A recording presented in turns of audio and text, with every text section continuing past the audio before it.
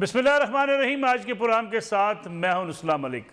नाज़रीन, अपोजिशन की दो बड़ी जमातें मुस्लिम लीग नवाज और पाकिस्तान पीपल्स पार्टी एक बार फिर मिल बैठी और वो पार्टियां जो एक दूसरे के खिलाफ तंज के निश्तर चला रही थी, एक दूसरे पर अदम एतमाद कर रही थी और न जाने क्या कुछ कह रही थी, एक बार फिर इकट्ठी हुई और हुकूमत के खिलाफ अदम एतमाद लाने समेत एक बड़ी भरपूर तहरीक चलाने का ऐलान भी किया।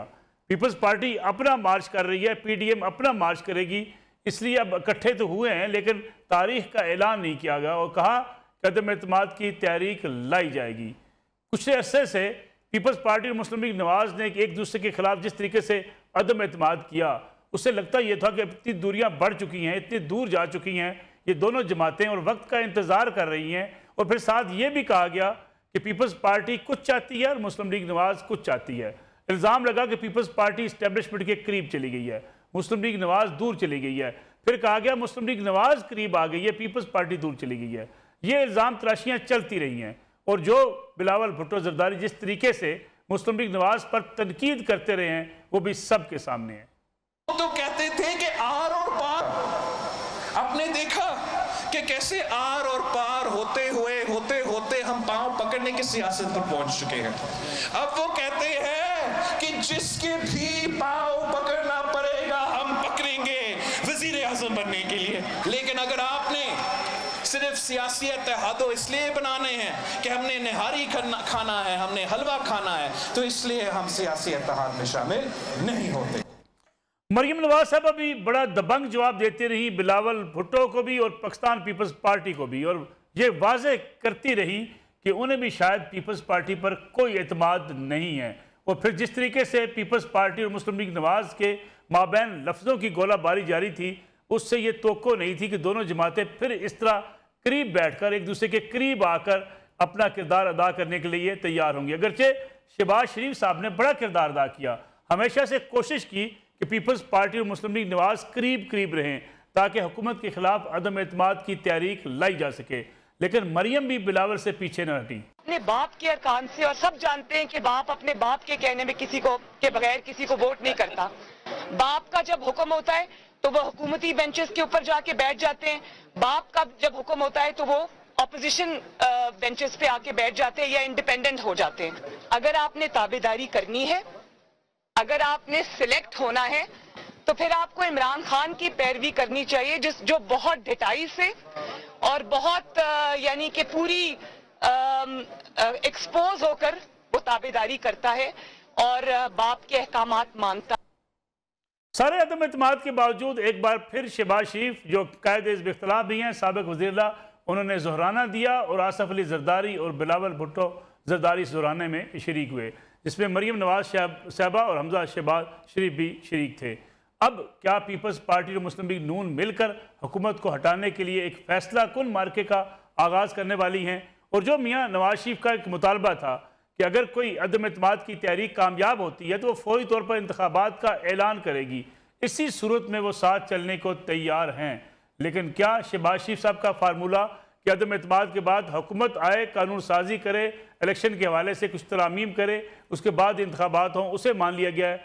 ये भी बड़ा अहम सवाल है आज का। अगरचे पीपल्स पार्टी और मुस्लिम लीग नवाज के दोनों रहनुमा मुतमिन दिखाई देते हैं कि अब दोनों जमातें आगे बढ़ेंगी, हुकूमत के खिलाफ अपना किरदार अदा करेंगी और हुकूमत से जान छुड़ाने के लिए फैसला कुन तहरीक का आगाज़ होगा। लेकिन कहीं ना कहीं खदशात अब भी मौजूद हैं। क्या एतमाद बहाल हो चुका है? क्या पीपल्स पार्टी और मुस्लिम लीग नवाज नंबर पूरे कर पाएंगी?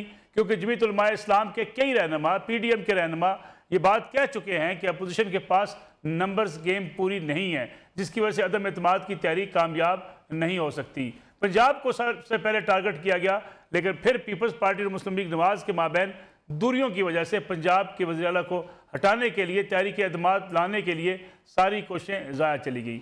अब क्या मियाँ नवाज शरीफ को शहबाज शरीफ साहब मुतमिन कर पाए हैं या मियाँ नवाज शरीफ के ही बयानिए को तस्लीम कर लिया गया है? इसलिए दोनों जमातें अब मैदान में इकट्ठे निकलने को तैयार हैं। इस पर बात करेंगे और मेरे साथ मौजूद होंगे पाकिस्तान पीपल्स पार्टी के सीनियर रहनुमा और साबिक वज़ीर इत्तलात जनाब कमर उस्मान कारा साहब और उनके साथ साबिक वज़ीर मुमलिकत जनाब तारिक फजल चौधरी साहब, मुस्लिम लीग नवाज के सीनियर रहनुमा है। कमर उस्मान कारा साहब, बड़ी अच्छी मुलाकात रही। शहबाज शरीफ साहब के ज़ोहराने पे बिलावल भुट्टो जरदारी और आसफ अली जरदारी साहब तशरीफ़ लाए, मिलकर चलने का फिर दोबारा से अहद व पैमान भी किया गया। क्या पीपल्स पार्टी अब ये समझे कि पीडीएम में वापस आ रही है? पीडीएम में वापस आने का तो अभी कोई ऐसी बात नहीं है। उसकी वजाहत आज चेयरमैन साहब ने खुद ही कर दी थी। ये एक गुडविल जेस्चर था। शहबाज शरीफ साहब ने इनवाइट किया खाने पे, हमारे दोनों लीडर वहां पे गए, वहां पे उनसे जो गुफ्तगू हुई उसके ऊपर मेरा ख्याल है सैर हासिल गुफ्तगू शहबाज शरीफ साहब ने भी और बिलावल साहब ने भी की है कि हमने आगे मिलकर चलने का फैसला किया है और नो आरा दी है। उस पर शहबाज शरीफ साहब ने कहा कि हम जरा अपनी जमात से भी और पीडीएम की जमातों से भी मुशावरत कर लें, जो उनका हक है।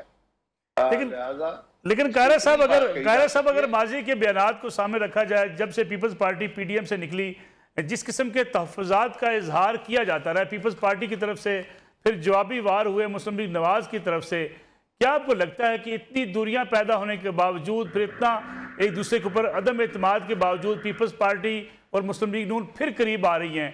कोई इसकी खास टाइमिंग है? सर 80 की दहाई और 90 की दहाई की पीपल्स पार्टी और मुस्लिम लीग आपस में इकट्ठे हो सकते हैं। मोहतरमा बेनजीर भुट्टो शहीद और मियां नवाज शरीफ इकट्ठे हो सकते हैं। तो ये तो कुछ भी नहीं है। कोई दूरियां इतनी भी नहीं थी कि हमने कोई दूसरे के गिरबान पकड़ लिए थे। कुछ तलखी थोड़ी बहुत हो भी जाती है कभी कभी, इंसान है और अलग अलग जमातें हैं, हमारे अपने अपने इंटरेस्ट भी हैं, जमातें भी हैं, मंशूर भी हैं। और फिर कभी कभी इंसान तलख भी हो जाता है। और कुछ फिर आप साफी जो हैं, आप भी जरा गर्मी गर्मी करा देते हैं। लेकिन साफियों ने क्या गर्मी करानी है कारा साहब के? जब भी आपसे पूछा गया कुछ तो आप ही जी कुछ ना कुछ तो आप भी चौथी लगा ही देते हैं ना। नहीं, हम तो नहीं लगा सकते ना। जब इतना अदम एतमाद का इजहार किया जाए, जब हुकूमत दबाव के अंदर थी, कहा जा रहा था कि इमरान खान साहब के ऊपर दबाव है, पंजाब हुकूमत में तब्दीली हो सकती है, अदम एतमाद लाई जा सकती है, तब तो दोनों पार्टियां इकट्ठी ना हो सकी। साहब हमने तब भी कहा था, जब सेनेट के चेयरमैन का या सेनेट का इलेक्शन हम जीते थे और सेनेट के चेयरमैन वाला फियास्को हुआ, हमारे साथ डाका मारा गया, उस वक्त भी हमने ये तजवीज दी थी। उस वक्त अगर मान ली जाती तो ये उस सेनेट के इलेक्शन के हफ्ते बाद तो जहां भी चाहते हम ये अदम एतमाद कर सकते थे। लेकिन मुस्लिम लीग की क़यादत ने या उनके बाकी साथियों ने अपने तरफ से बेहतर समझा। हमारे ख्याल में वो अच्छा वक्त था, उनके ख्याल में वो अच्छा वक्त नहीं था। तो ये अपनी अपनी जजमेंट है, इसमें कोई जुर्म तो नहीं है। तारिक फजील चौधरी साहब, एक अच्छा मौका गंवाने के बाद अपोजिशन की जमातें अगर अदम एतमाद की तरफ जाती हैं तो फिर क्या फ़ायदा क्या होगा? जैसे कि अभी कायरा साहब कह रहे हैं कि हमारी ख्वाहिश थी, उस वक्त मौका भी था कि हम हुकूमत को हटा सकते थे, अदम एतमाद की तहरीक लाई जा सकती थी, लेकिन मुस्लिम लीग नवाज ना मानी। अब मुस्लिम लीग नवाज मान गई है। बिस्मिल्लाहिर्रहमानिर्रहीम। बहुत शुक्रिया मलिक साहब। देखिए, अगर जो आपके सवाल का पहला हिस्सा है कि कोई अच्छा मौका ज़ाया हो गया है, तो मैं ये कहूँगा कि तहरीक अदम एतमाद के लिए आज जो फिजा है वो पहले से ज़्यादा साजगार है। वक्त का तयन कि कब एज गवर्नमेंट को घर भेजने के लिए अपोजिशन जो है वो तहरीक अदम एतमाद लेके आती है, वो अभी होना बाकी है। और उसके बाद जो इनके इत्तेहादी हैं, ज़ाहिर है ये नंबर गेम होती है। और हम बिल्कुल ये चाहते हैं कि मुल्क में जो भी तब्दीली हो वो आईनी हो, जमहूरी तरीके से हो, और उसका वाहिद तरीका तहरीक अदम एतमाद है। तो इंशाअल्लाह ताला उसके लिए नंबर गेम पूरी करने के लिए जो भी एक आप ये कहें कि जायज़ तरीके से जदोजहद है वो जारी रखी हुई है अपोजिशन ने। कुछ चीज़ें मीडिया पे आती हैं, कुछ नहीं आती। कुछ बातें मीडिया पे हम कर सकते हैं, कुछ नहीं कर सकते। लेकिन आप ये कहेंगे कि अवाम इंशाल्लाह बहुत जल्द जो है वो खुशखबरी सुनेंगे। लेकिन डॉक्टर तारिक फजील साहब, अवाम तो सवाल करते हैं कि जब भी मौका आता है ना आप नंबर्स पूरे कर पाते हैं पार्लियामेंट के अंदर, और ना ही आप कोई एहतजाजी तहरीक चला पाते हैं। अब भी पीपल्स पार्टी अलग एहतजाज करेगी, मुस्लिम लीग नवाज और पीडीएम अलग एहतजाज करेंगी। हुकूमत के लिए तो फिर सुकून ही सुकून है। देखें, जो पहली आपने कहा कि जो पिछले अरसे में बिल पास हुए हैं, आपका सवाल जो है वो गालबन उस नंबर गेम की तरफ है। तो अपोजिशन के पास तो सारे नंबर कम ही होते हैं, ये तो बिल्कुल वाज़ेह बात होती है। इसीलिए वो अपोजिशन होती है। हमारे पास अगर नंबर उनसे ज्यादा हो तो हम खुद हुकूमत ना बन जाएं। तो नंबर तो हमारे पास कम है। लेकिन अब अदम एतमाद फिर कैसे होगा? ये सेनेट का वाकया जरूर जो है ये कुछ थोड़ा एम्बेरसमेंट का सबब बना है। जी नहीं होना चाहिए था। ये अलामती तौर पे भी बिल वहाँ पे अगर रोका जाता तो अगले दिन हुकूमत ने ज्वाइंट सेशन बुला के पास तो कर लेना था। ज्वाइंट सेशन में फिर नंबर गेम उनकी पूरी हो जाती। लेकिन बहरहाल अलामती तौर पे वो बहुत बड़ी फतह होती पोजीशन की, और उसमें थोड़ी मैनेजमेंट जो है वो ठीक नहीं हुई। ये बात मान लेनी चाहिए। लेकिन जब आप कहें कि तहरीक अदम एतमाद की बात होगी तो वो इंशाल्लाह ताला एक डिफरेंट बॉल गेम है। वो उसमें चीज़ें मुख्तलिफ होती हैं। उसमें सियासी जमातों को साथ मिलाया जाएगा, इत्तेहादियों से बात की जाएगी, और जब नंबर गेम मुकम्मल होगी तो तभी इंशाल्लाह ताला वो आप ये कहेंगे कि टेबल होगी, कच्चा हाथ नहीं डाला जाएगा। लेकिन तारिक फजल साहब, आज भी शहबाज शरीफ साहब ने कहा कि मियां नवाज शरीफ साहब को एतमाद में लिया जाएगा। क्या शहबाज शरीफ साहब के पास फुल मैंडेट नहीं है अदम एतमाद के हवाले से? देखें, ये तो वो मियां शहबाज शरीफ साहब हर वक्त ज़ाहिर खुल के बात करते हैं, पार्टी के सदर हैं। वो ना भी अगर ये बात कहें तो तब भी ये बात अंडरस्टूड है। इसमें कोई ऐसी बात नहीं है कि कोई इख्तलाफ है या मियां शहबाज साहब कुछ और कह रहे हैं और मियां नवाज शरीफ साहब कुछ और कह रहे हैं। फैसला पार्टी की सतह के ऊपर होता है। पार्टी की आदत जो है उसमें टॉप रैंकिंग में मियां नवाज शरीफ साहब हैं, फिर शहबाज साहब हैं जो जमात के सदर भी हैं, और फिर उसके बाद हमारी बाकी जो है वो सीनियर लीडरशिप है। तो ये एक मुश्तरका फैसला होता है, इसमें कोई ऐसी इख्तलाफी बात ना मौजूद है। और आखिरी बात मैं ये कहूँगा कि जो गवर्नमेंट है, क्योंकि उनके पास वो कहने के लिए कुछ नहीं है, उनके पास कोई अपनी परफॉर्मेंस नहीं है, उनके पास अपना कोई काम बताने के लिए नहीं है, तो वो ये अपोजिशन की बातों के ऊपर ही तबसरे करते हुए और रायज़नी करते हुए नजर आते हैं। पुराने एक वक्त हुआ एक ब्रेक का, ब्रेक से वापस आते हैं। हमारे साथ मौजूद हैं मुस्लिम लीग नवाज के सीनियर रहनुमा तारिक फजल चौधरी साहब और पीपल्स पार्टी के सीनियर रहनुमा जनाब कमरुज़्ज़मान कारया साहब।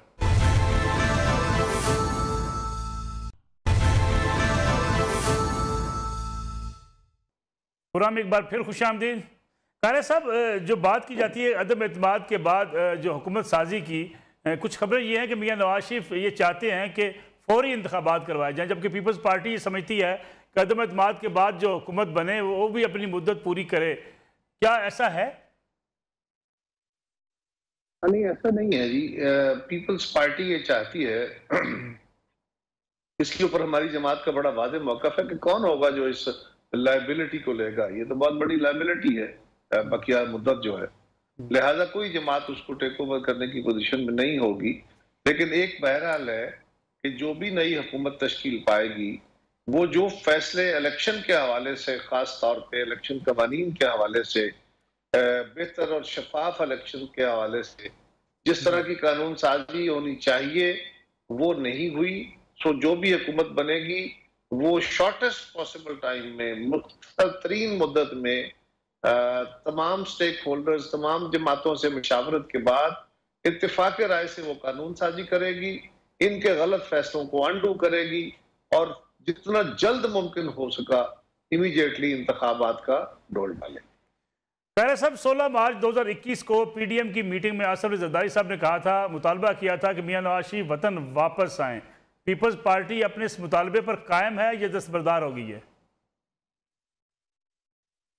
जी नहीं, कोई मुतालबा नहीं था जरदारी साहब का। ये भी बिल्कुल तनाजुर से हटके या रेफरेंस टू द कॉन्टेक्स्ट से हटके बात की जाती है, हमेशा रेफर की जाती है, और बहुत दफा हम इसकी वजाहत कर चुके हैं कि ये बात किसी मुतालबे की सूरत में नहीं थी। ठीक है, ये पर अब मोमेंट एक हीट थी। मियां साहब 2 मीटिंग्स के अंदर, उस मीटिंग में जिसमें ये बात हुई और उससे पहली मीटिंग के अंदर भी मियां साहब ने इस तनाजुर में कि मैं 3 दफा वजीर आजम रह चुका हूँ, मुझे कोई शौक नहीं है वज़ारत उज़्मा का, इक़्तिदार मिले ना मिले, मैं तो अब निज़ाम बदलूंगा और मैं इसके लिए कश्तियां जला के चलना चाहता हूँ। जो नहीं चलना चाहता वो अपना रास्ता बदल ले या अपना रास्ता चुन ले। एक मीटिंग में भी ये बात हुई, दूसरी मीटिंग में भी बात हुई यही, और कहा गया कि जी जो डरते हैं, जो जेलों में जाने से डरते हैं, जेलों का खास तौर पर जिक्र हुआ। तो इस तरह की तल्ख सी गुफ्तगू थी जिसके जवाब में जरदारी साहब ने कहा कि अगर आप ये समझते हैं कि हमने हतमी लड़ाई लड़नी है और जेलें भरनी है तो फिर आप वापस तशरीफ लाइए, हम सब मिलके लड़ाई भी लड़ते हैं और जेलों में भी जाते हैं। तो ये कोई मुतालबे का की बात नहीं थी, एक बात के जवाब में एक बात थी। ना पहली बात होती ना ये होती तो ज्यादा बेहतर होता। तारिक फजल चौधरी साहब, क्या मियां नवाज शरीफ इस फैसला को जंग के लिए पाकिस्तान वापस आ रहे हैं, आएंगे, क्या फैसला करेंगे? हुसैन नवाज तो कह रहे हैं कि अभी वो नहीं आएंगे। वो कोई नवाज शरीफ साहब की जात की जंग नहीं है।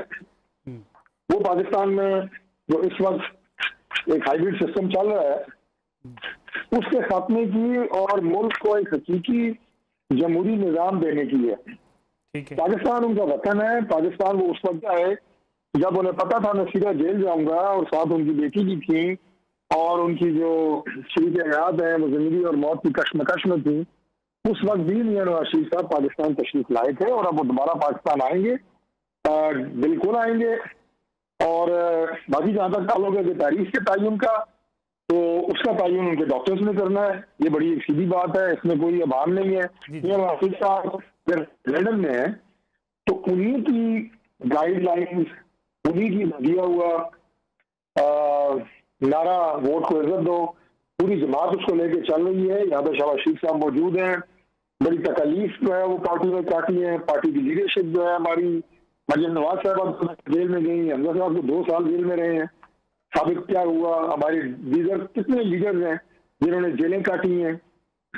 शायद फकान अब्बासी हैं, हसन इकबाल साहब हैं, साद रफीक साहब हैं, मिफ्ताह इस्माइल साहब हैं, राना सनाउल्लाह साहब पे कोई और मुकदमा बना नहीं तो उनकी गाड़ी में जनाब उन्होंने हेरोइन जाके उनके खिलाफ पर्चा दे दिया। तो ये सारी तकलीफ काटने के बावजूद जमात अपने मिशन पे चल रही है। अपनी जो उसका एक सियासी सफर है वो जारी सारी रखे हुए है। कोई ऐसा तो नहीं कि हम अपनी कोई कम की हुई है या हम कोई घर के छुट्टे को घर बैठे हुए हैं, बिल्कुल भी नहीं। फ्रंट लाइन पे और जब अल्लाह ताला मुनासिब वक्त आएगा तो मियां नवाज शरीफ साहब जो है वो यहाँ हमारे दरमियान मौजूद होंगे।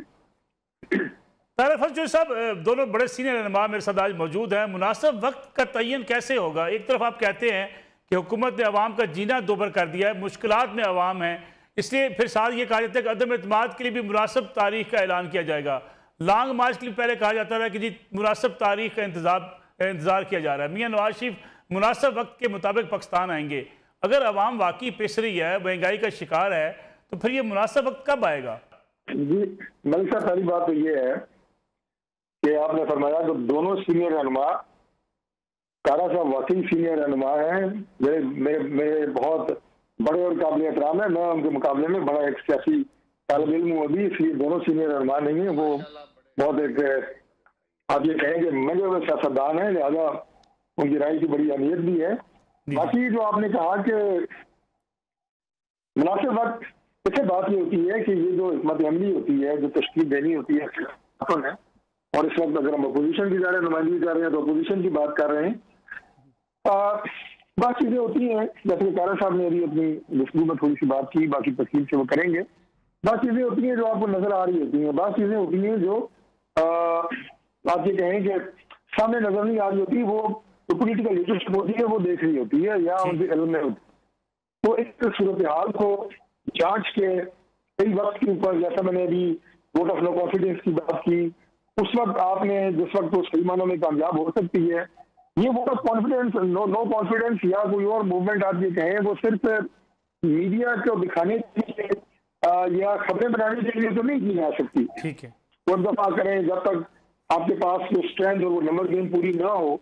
अब वो राब्ते, जैसे आज ये मुलाकात हुई लाहौर में, आपने देखी सदर जरदारी साहब, बिलावल भुट्टो जरदारी साहब, उधर हमारी सारी क्यादत जो है वो शहबाज शरीफ साहब मौजूद थे, मरियम बीबी मौजूद थी, हमजा साहब मौजूद थे। तो ये आपको मुलाकात जो है ये नजर आई। इससे पहले भी हमारे दीगर सियासी जमातों के बशमूल पाकिस्तान कम्युनिस्ट पार्टी की क्यादत से राब्ते मौजूद रहे हैं और होते रहते हैं, तमाम जमातों से होते रहते हैं, अपोजिशन की जमातों के राब्ते होते रहते हैं, हमारे जो उनके इत्तेहादी हैं उनसे राब्ते हैं। तो वो वक्त जो है ना, वो सही वक्त वही होता है जब आपको पता होता है कि इस वक्त ये जो तहरीक है ये कामयाब होगी, और जल्द मैंने कहा इंशाल्लाह खुशखबरी देंगे आपको भी और कौम को भी। ठीक है कारा साहब, आप भी जरा ये मुनासिब वक्त के हवाले से जरा रहनुमाई फरमा दें, मुनासिब वक्त होगा कब? साहब, पहली गुजारिश तो यह है कि हमने 27 फरवरी की डेट दी हुई है और मुस्लिम लीग और बाकी जमातों ने, JUI और बाकी जमातों ने 23 मार्च की डेट दी हुई है लॉन्ग मार्च के लिए। तो एक तो ये डेट कट ऑफ है कि ये मुनासिब वक्त वो है, लेकिन उससे हुकूमत, दूसरा ये कि हम हुकूमत भेजने के लिए कर रहे हैं और वहां शुगल मेला करने तो जा नहीं रहे ना जी। आपने खुद हम हुकूमत भेजने के लिए कर रहे हैं, वो क्या गैर आईनी तरीका है? तो एहतजाज है, सियासत के अंदर दबाव खड़ा करना। ठीक है सर मेरी गुजारिश सुनिए, एहतजाज जो है ये तो जमहूरियत है, बिल्कुल ठीक है, जमहूरी तरीका है। आप अवामी राय हमवार करते हैं, आप धरने नहीं देते। धरना क्योंकि जिस तरह इन्होंने जाके पार्लियामेंट का रास्ता बंद कर दिया, सुप्रीम कोर्ट का रास्ते बंद कर दिए, ये कुछ किया, ये काम मुनासिब नहीं होता। वैसे कुछ एक्यूट जमहूरी जो मूवमेंट्स होती है या ज्यादा सख्त मूवमेंट्स होती है उसमें ये भी रास्ते इख्तियार किए जाते हैं, लेकिन हमारा ये रास्ता न था, न है, न होगा। हम तो हमेशा पीसफुल मूवमेंट्स की बात करते हैं, लेकिन ये बात भी है कि कुछ चीजें वो होती हैं जो मुनासिब वक्त पे ऐलान की जाती है। आज मैं कह दूं तो वो कबल अज वक्त होगा। जिस तरह ये बात आप बेहतर जानते हैं कि कौन सी खबर कैसे रिलीज करनी है, किस वक्त पे ये खबर रिलीज हो तो उसका ज्यादा इम्पैक्ट होगा। इसी तरह ये सियासी जमातें बेहतर जानती हैं, उनके अपने तजुर्बात होते हैं कि कौन सा काम किस वक्त शुरू किया जाए और किस वक्त उसकी खबर दी जाए। ये तो जब इंशाल्लाह बहुत जल्द वो मुनासिब वक्त भी अब आने वाला है, क्योंकि उसकी जो बाकी रिक्वायरमेंट्स होती है, वो तहरीक होती है, वो अवामी राय आमा होती है, और मोबिलाइजेशन की, अवामी राय आमा को अमार करने की, इसके ऊपर बड़ा दबाव खड़ा करने की ये मूवमेंट तो हमने शुरू कर दी है। ये उसी का हिस्सा है, उसका एक अंजाम जो है वो रास्ता होगा जिसपे सारी कौमी क़यादत इकट्ठी होगी, और वो महीनों की बात नहीं है, वो दिनों और हफ्तों में ही होगा इंशाल्लाह। तारक साहब, आपसे मैं फाइनल कमेंट चाहूंगा कि क्योंकि बयानिए की जंग भी बात भी की जा रही थी, फिर ये कहा जाता है कि शहबाज शरीफ साहब कोई रास्ता निकाल रहे हैं, पीपल्स पार्टी को भी साथ मिलाएंगे और मुनासिब वक्त पर अदम एतमाद के हवाले से भी मियाँ नवाज शरीफ को कायल करेंगे। अब इम्पॉर्टेंट रोल मियाँ शहबाज शरीफ साहब का होगा या मरीम साहबा का? तो मियाँ नवाज जी तारक साहब, बात यह है कि मियाँ शहबाज शरीफ साहब जो हैं वो पार्टी के सदर हैं, बल्कि मैं खुद उस प्रोग्राम में मौजूद था जो अभी 2 दिन पहले हुसैन नवाज लंदन से बात कर रहे थे। जी जी, तो उन्होंने ये कहा कि शहबाज साहब जो हैं वो हमारे लिए उतने ही काबिल एहतराम है जितने मियाँ नवाज शरीफ साहब हैं, और वो पार्टी को लीड कर रहे हैं। मैं, मरियम बीबी, हमजा साहब के पीछे हैं, और वो इस वक्त पाकिस्तान में जमात की क़यादत कर रहे हैं, बाइसियत प्रेसिडेंट ऑफ दी पार्टी। ठीक है जी। बाकी मरियम नवाज शरीफ साहबा का अपना एक किरदार है, उन्होंने अपने आप को एकदम मजे हुए सियासतदान की तरह मनवाया है अमली तौर पे। वो पाकिस्तान की सियासत में अगर उन्होंने कोई मकबूलियत हासिल की है तो इसलिए नहीं की कि वो नवाज शरीफ की बेटी है। ठीक है, उन्होंने अपनी मुसलसल जद्दोजहद से 2 दफा जेल में आके पूरे पाकिस्तान के दौरे करके बहुत एक तहरीक को लीड करके ये साबित किया है कि उनमें अल्लाह ताला ने लीडरशिप की, और आप ये कहें कि एक क्राउड पुलर होने की हैसियत से अल्लाह ने उनमें एक सलाहियत रखी है। तो उनकी अपनी एक हैसियत है। हमजा साहब आप देखें 2 साल उन्होंने जेल काटी है। यही चीजें आपको सियासत में आप ये कहें कि ठीक है, वो कुंदन बनाती है। लेकिन हैविंग सेड दैट, सबका अपनी जगह पे किरदार है, लेकिन यहाँ पाकिस्तान में तो जाहिर है जमात को शहबाज साहब ही लीड कर रहे हैं, वही में मेजर फैसले करते हैं मियाँ नवाज शरीफ साहब की मुशावरत से, और इंशाअल्लाह ताला अब ये मुशावरत का जो दायरा है वो वसी हो रहा है, दीगर जमातों के साथ मजीद राब्ते बढ़ रहे हैं, और वो आपके सामने ये चीजें आ रही हैं। ठीक है। कारा साहब, मरीम नवाज साहबा के कुछ बयानात के हवाले से कुछ गिले शिकवे थे पीपल्स पार्टी को, वो अब दूर हो गए हैं? शहबाज शरीफ साहब ने जो किरदार अदा किया, पीपल्स पार्टी मुतमईन है? गिले शिकवे होते रहते हैं जी, हम उन्हें हमसे होंगे, हमें उनसे होंगे, भाइयों में होते हैं, दोस्तों में होते हैं, गिले शिकवे चलते रहते हैं। सियासत में यू एग्री टू डिसएग्री, छोटी मोटी गलतफहमियां, छोटे मोटे तल्ख तबादले होते रहते हैं, लेकिन आपने लार्जर सीन पे इकट्ठा चलना होता है। ये कोई गिले शिकवे ऐसे तो नहीं हो गए, कल इलेक्शन होगा, लोकल पार्टीज हम एक दूसरे के खिलाफ लड़ रहे होंगे, कल दूसरे इलेक्शन होंगे, हम एक दूसरे के खिलाफ लड़ रहे होंगे। तो हमारे तो मुफादात में भी ये मुतसादिम मुफादात होते हैं सियासी जमातों के, लेकिन इसके बावजूद लार्जर इशूज के ऊपर सियासी जमातों का इकट्ठा होना फितरी है, और यही जमहूरियत है, यही तरीकाकार है। बहुत बहुत शुक्रिया कमरुज़्मान कायरा साहब और तारिक फजल चौधरी साहब। पर हम एक ब्रेक का वक्त हुआ है, ब्रेक के बाद बात करेंगे 5 फरवरी योम कश्मीर की। पूरे मुल्क के अंदर आज मुख्तलिफ सियासी और मजहबी जमातों ने और मुख्तलिफ इदारों में आज योम कश्मीर मनाया गया। कश्मीरियों के साथ इज़हार यकजहती किया गया। वो कश्मीरी जो अपनी आज़ादी की जद्दोजहद कई सालों से लड़ते चले आ रहे हैं, लेकिन पूरी दुनिया उन पर होने वाले मुजालिम की तरफ ना देखती है, ना अजाला करती है, ना उनको उनका हक मिलता है। इस पर बात करेंगे एक ब्रेक के बाद।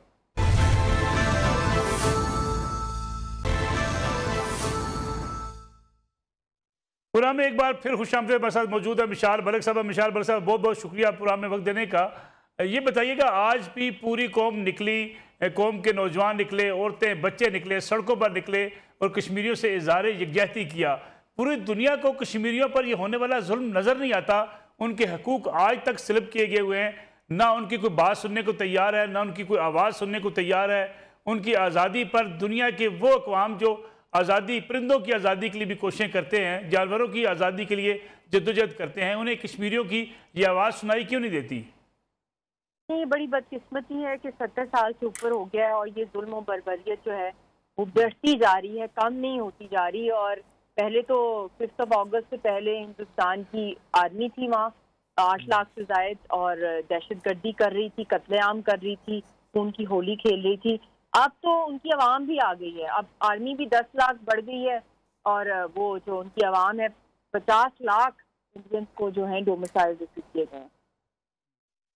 एक तो 5 फरवरी योम कश्मीर मनाकर हम भी सो जाते हैं। पाकिस्तानी कौम के बारे में भी ये एतराज़ किया जाता है कि बस एक दिन मनाती है, उसके बाद सो जाती है।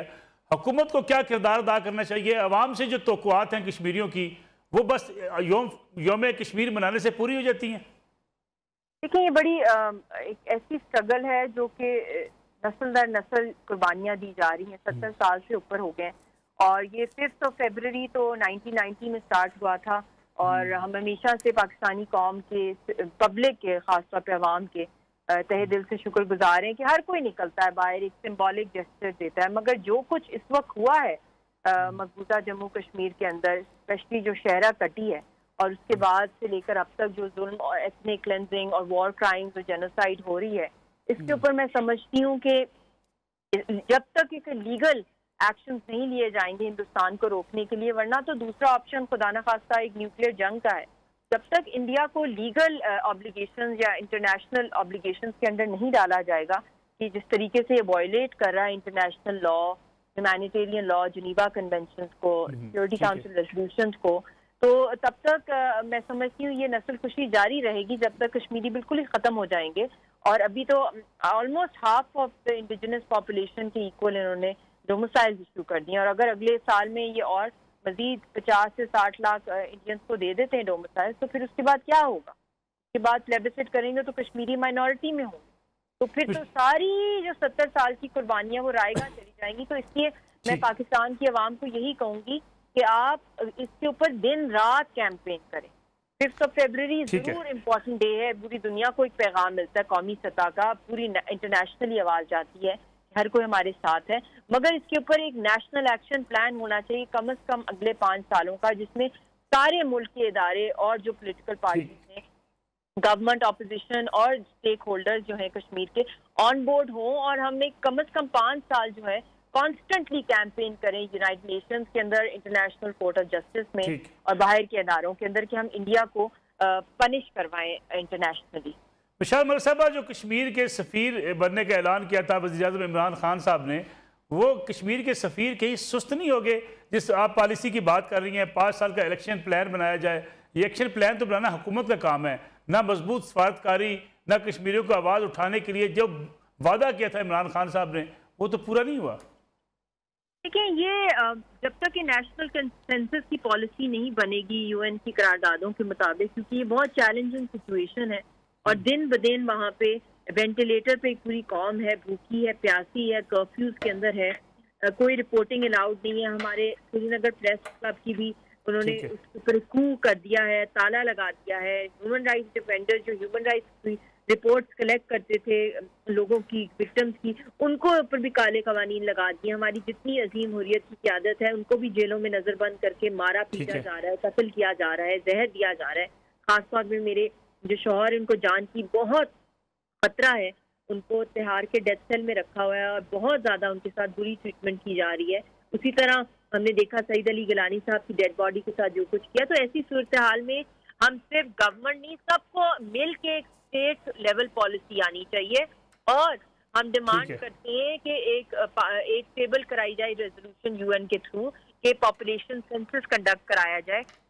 जम्मू कश्मीर में के पॉपुलेशन की जो चेंजेस डेमोग्राफी के तहत एक डिस्प्यूटेड टेरिटरी में हो रहे हैं, इसको रोका जाए और कश्मीर को ऑब्जर्वर स्टेटस किया जाए और कश्मीर एनवॉय नॉमिनेट कराया जाए यूनाइटेड नेशंस की तरफ से। ये वो बड़े इकदाम हैं जिसके थ्रू और ज्यादा एग्रेसिव जो है कैंपेन हो सकती है। और उसके अलावा पाकिस्तान की फरीक है, लीगल फरीक है यूएन की करारदादों के मुताबिक, को इंटरनेशनल कोर्ट्स की तरफ जाना है, इंटरनेशनल ऑब्लिगेशंस के अंदर इंडिया को डालना है, चाहे वो यूएन की तरफ से कमीशन ऑफ इंक्वायरी हो, चाहे इंटरनेशनल कोर्ट ऑफ जस्टिस हो, इंटरनेशनल क्रिमिनल कोर्ट हो, इनको इंटरनेशनल इदारों की तरफ जाना पड़ेगा। डॉसियर इन्होंने प्रेजेंट किया है यूएन को, पाकिस्तान के फॉरेन ऑफिस में बहुत स्ट्रॉन्ग डॉक्यूमेंट है। अब इसको लीगली जो है इसके ऊपर एक्शन लेने के लिए, प्रोसीडिंग्स करने के लिए वक्त है कि दायर कराई जाए कंप्लेंट। बहुत बहुत शुक्रिया मिशाल मलिक साहब हमारे साथ मौजूद थी। नाज़रीन, आज का प्रोग्राम था, इंशाल्लाह कल आपकी खिदमत में दोबारा हाजिर होंगे। इजाज़त दीजिए, अल्लाह हाफिज़।